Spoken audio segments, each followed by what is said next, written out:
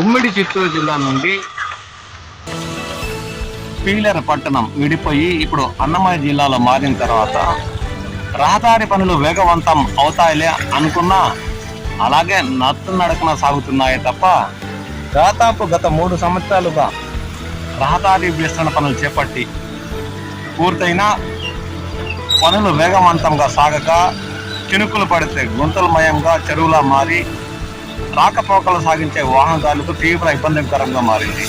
ఎండను విరగ కాసిన దుమ్ము ధూళితో స్థానిక ప్రజలతో పాటు వాహనదారులకు మరియు ప్రజలకు చాలా ఇబ్బందికరంగా ఉందని పీలేరు పట్టణంలోని ప్రజలు వాపోతున్నారు.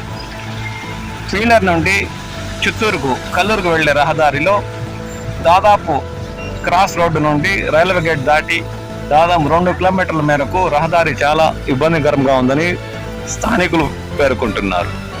త్వరగా పనులు పూర్తి చేస్తే తప్ప ఈ రహదారిలో రాకపోకలు సాగించాలంటే తలలోని ప్రాణం తోకలకు వచ్చేలా ఉందని వాహనదారులు తీవ్రంగా ఆందోళన చెందుతున్నారు.